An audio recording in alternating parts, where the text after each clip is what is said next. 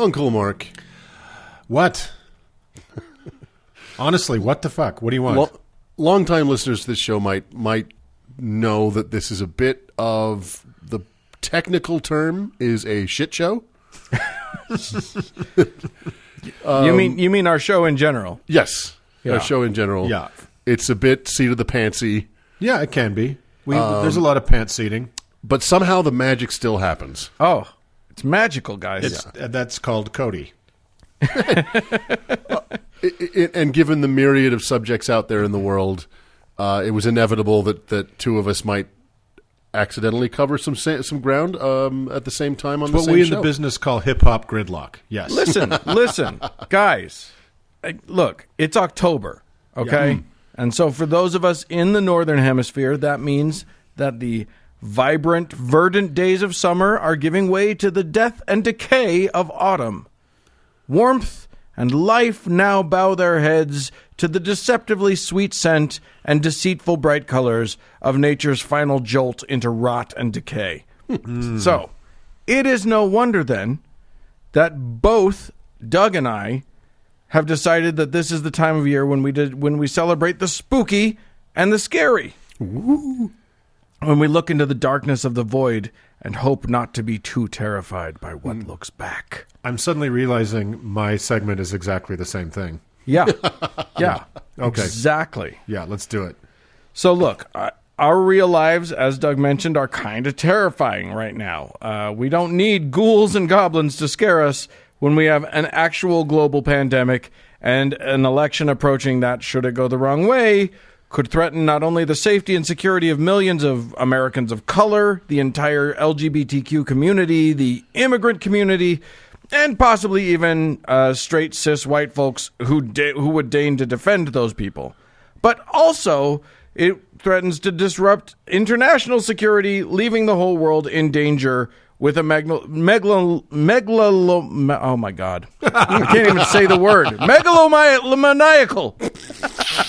That's as close as I'm going to get. I'm going to be your assistant here. Oh God. No, you can't do it. It's- Megalomaniacal. Thank You're you. welcome. I'll just say a narcissist's finger on the button of the world's largest nuclear arsenal. So really, everybody, you 100% have to vote for Biden. There's no fucking around now. There's nothing more important than getting Trump out of office. No more writing in Jill Stein. Yeah, it doesn't matter. All of your objections are valid, but you still have to vote for Biden. These guys That's talk me out of the end. Kanye, so come on, guys, you can do this too. That's right. Anyway, with all that actual scary stuff out there spooking the shit out of us, I thought I'd lighten the mood with some of the scariest stories of the Bible.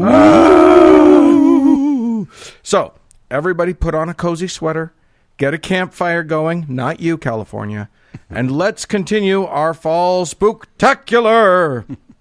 So, now some of these you may have heard before, perhaps on this very show, or maybe even this very episode. We might need to coordinate better in the future. But don't shout out what happens, because the rest of the kids may not have heard it, okay? And remember, all of this is directly from God's holy book, so it's all 100% absolutely and unequivocally true. Because it says so. Right. Exactly. So, let's start with some real quick, sort of general spookiness. And I'll start us in Acts chapter 12, where there's a fun little tidbit. Herod, the Roman king of Judea and general all-around sort of bad guy, had been pretty mean to the disciples of Jesus, killing some, imprisoning others.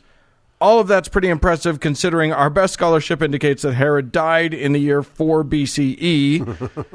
Anyway, apparently, Herod was one hell of a good public speaker. One day, he got up in front of his subjects to give an oration. It was good. Everybody flipped out. But it didn't turn out great for Herod, and we know that because God sent one of Doug's scary angels. Quote, "And the people were shouting, 'The voice of a God and not a man!' Immediately, an angel of the Lord struck him down because he did not give God the glory, and he was eaten by worms and breathed his last." Yeah. Boom. Worms, instant worms. Yeah. I think that's That's and a then the Bible crappy just way to literally go. moves on. This is especially funny because apparently the way Herod actually died was much worse than this. According to Josephus, he came down with a disease so painful that he once attempted suicide to free himself from its clutches. They called it Herod's evil. I'll take angel death and instant worms over that any day. Next, let's talk about King Belshazzar in the book of Daniel. This is a fun bit of spookiness that I talked about in episode 99. Belshazzar's dad, King Nebuchadnezzar, had sacked Jerusalem and taken all their good stuff. Then And he's their unblemished boys, which is just never addressed. 1,000 unblemished boys. Okay. well, who wouldn't take them? Yeah. You sack a place, you take their unblemished boys. Yeah, you leave the blemished ones, you take the good ones. That's Yeah, what you do. exactly. Yeah. Anyway, then he snuffed it, and old Belsh took over. One day, just to be super duper extra disrespectful to the Jews, he decided to eat off the gold and silver plates and cups that his dad had stolen from the Jewish temple, which was a big no-no. Everyone at the party was having a good time. Quote, "They drank wine and praised the gods of gold and silver, bronze, iron, wood, and stone," which is just a weird thing to do, but they did it anyway. Yeah, all the Bi- materials. This sounds like just a normal night at the White House. Yeah, exactly. The Bible continues, "Immediately the fingers of a human hand appeared and wrote on the plaster of the wall of the king's palace opposite the lampstand." I'm not sure why we had to know that part, but it's good to Wait, know. where did it happen? It's world building. Opposite the lampstand. Oh, okay. Yeah, sorry. I just Yeah. had to get that in my head. Go I ahead. love the good, idea good. that this book was so specific. Like it was being written to a guy who knew the layout. By the lampstand. You know the Yeah. wall. Okay, it's sort of across from where the phone used to be, but not where it is now. That's in the other room now. Is it by the foyer? No, across from the lampstand. It's very important we put it in the Bible. Right. So yes, a disembodied hand comes and writes some stuff. The king's color changed, and his thoughts alarmed him. His limbs gave way, and his knees knocked together. So yeah, that's some knee-knocking spookiness there. That's some Scooby-Doo right there. Yeah, exactly. I don't believe that has ever happened to any real human, but it's good Bible stuff, so we're going to leave it in. It turns out that what the hand wrote was actually literally just gibberish, not real words in any language. Really? So Wasn't it mene? I can't remember what it is. Yeah, exactly. But nobody could figure out what it meant. So when they fetched Daniel to interpret, he kind of had carte blanche to just, say anything that he wanted to. So nice work if you can get it. I think the voice said, "I think you should move the lamp." Right, exactly. This lampstand is bad feng shui. Yeah, mene tekel ufarasin. So there you Which is roughly translates to Mecca Lecca Hi Mecca Heini Ho.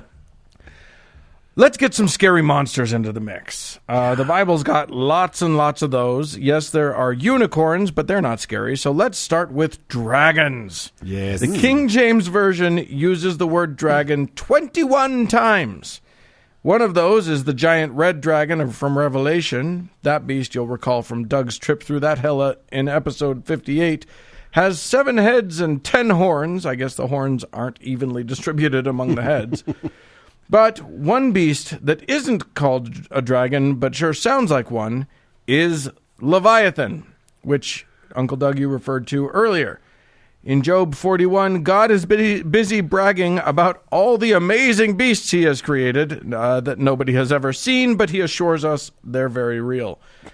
He had just barely told us about Behemoth, who, when you read the description, seems like a particularly ferocious hippopotamus.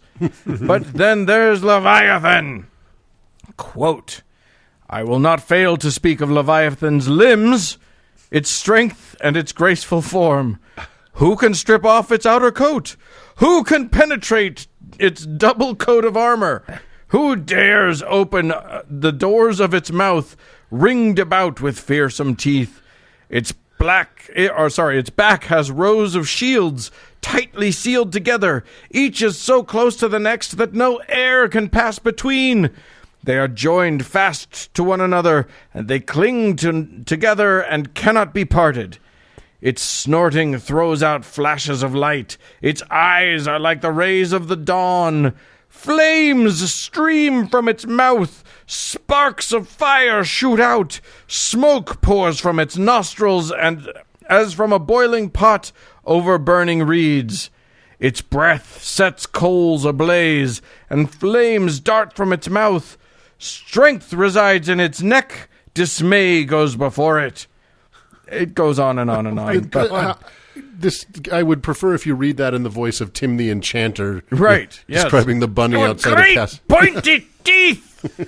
Its neck is great strong. I'm glad it has a strong. Isn't it a whale? Isn't Leviathan a whale?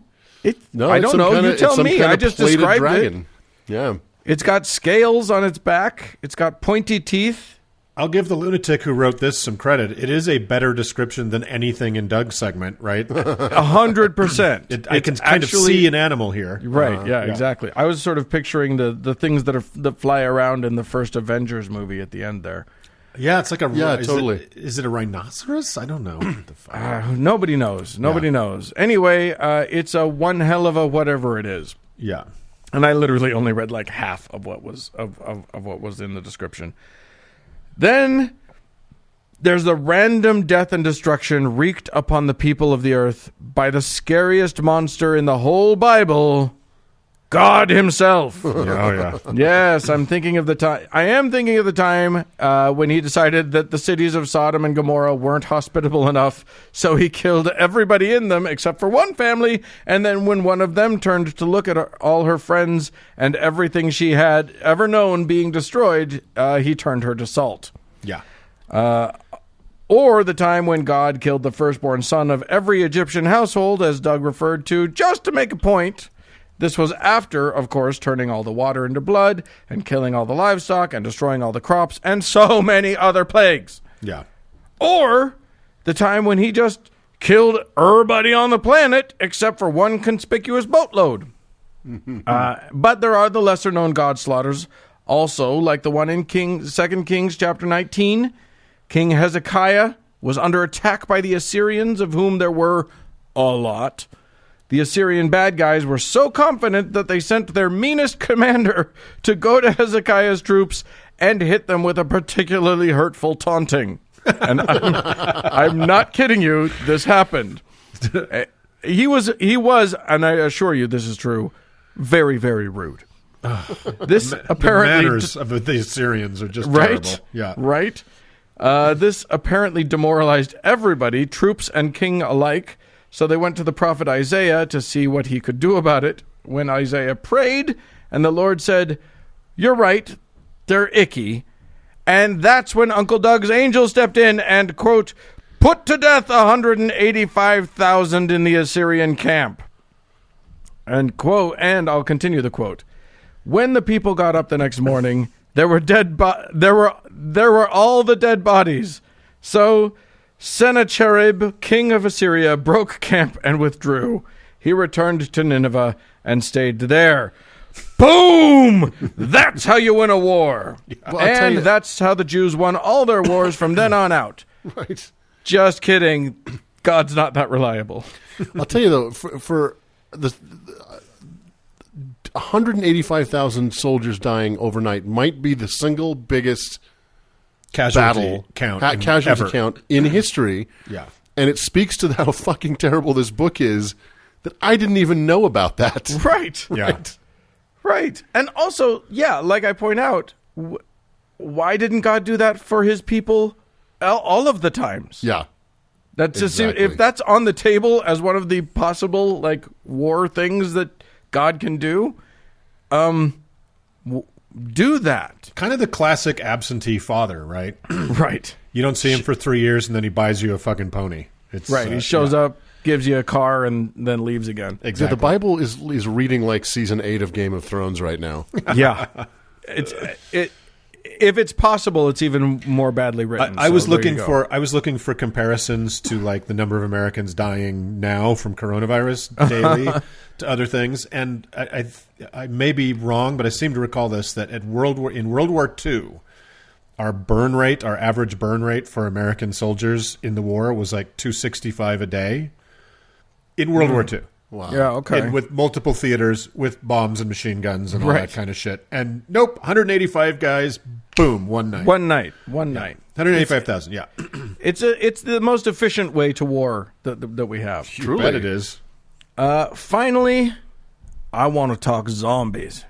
I will start with the story that Uncle Mark first told us all the way back in episode 86. This is from the very alarming book of Ezekiel, which Doug touched on as well, which is the writing of an obvious crazy person. Yeah. And this is chock full of death and destruction. But really comes to a head in chapter 37, which is where we find the Valley of the Dry Bones. Yes. The Lord had spirited crazy Zeke into a valley positively littered with human skeletons. God asks Zeke a trick question, can these bones live? And Ezekiel was smart and gave the following answer, oh, Lord God, you know. Which I think that's so big. I like that. That's a clever way to answer when God tries to trap you out. Just be like, you know.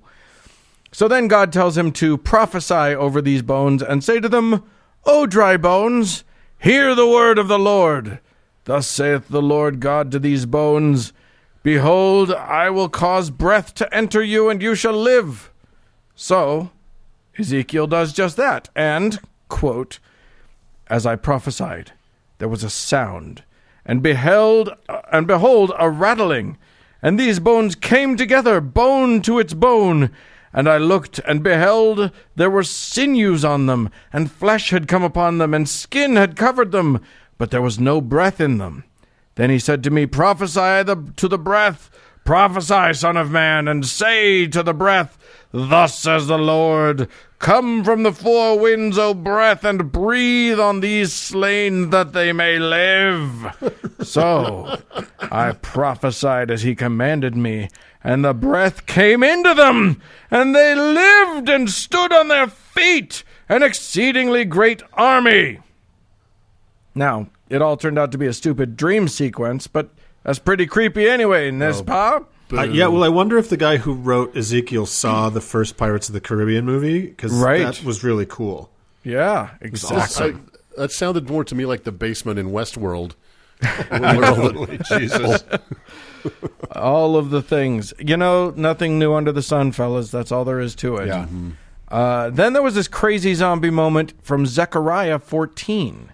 Now, Zechariah is prophesying about what the Lord's going to do in the final days, which I guess is coming any moment now. Anyway, apparently a bunch of countries are going to wage war against Jerusalem. I'm not sure I'm sure back then that seemed, like a thing back in those Bible times. But, whole countries against one city doesn't seem right. Yeah. But whatever. Anyway, Jerusalem is going to win. And then, quote, this is the plague with which the Lord will strike all the nations that fought against Jerusalem. Their flesh will rot while they are still standing on their feet. Their eyes will rot out in their sockets, and their tongues will rot in their mouths. Yeah. On that day, the people will be stricken by the Lord with a great panic. They will seize each other by the hand and attack one another. A similar plague will strike the horses and mules and camels and donkeys and all the animals in those camps. So, White Walkers, right? Yeah. Sounds like zombies to me. Also, why can't you just say all the animals? Why do you have to list like 3 all the animals, and all the others? And the ossifrages and the weasels. And the orangutans. And the fruit bats. There's a quick zombie in 2 Kings chapter 13. Elisha the prophet has just died and been buried. And then, quote, now the Moab raiders used to enter the country every spring. Once, while some Israelites were burying a man, suddenly they saw a band of raiders, so they threw the man's body into Elisha's tomb. When the body touched Elisha's bones, the man came to life and stood on his feet. Yeah. So, a little quick zombie action for you right there. Yeah. But of Instant course, zombie. The main zombie story in the Bible comes to us in the New Testament. No, I don't mean Jesus. I mean, yes, he came back from the dead, but he wasn't really that spooky. You mean Lazarus? He was a nice zombie. Lazarus also just, definitely a zombie, but not the one I'm referring to. So I want a good zombie story. It needs to be sort of a freak thing, a surprise. So let's go to the gospel according to Matthew chapter 27. Poor Jesus is on the cross, suffering, calling out to God, "Why have you forsaken me?" It's all very dramatic. Then, with a final scream, Jesus dies.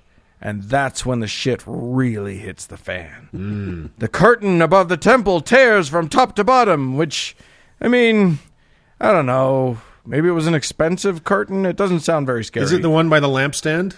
It's next. It's across from the lampstand. It's across. Okay, that curtain. Sorry. Right. I don't mean to get so specific. No. Not the good one. It's right at the edge of the This one's foyer. the blue and red with the pattern on it. It's by the tabernacle, you guys. It's right there.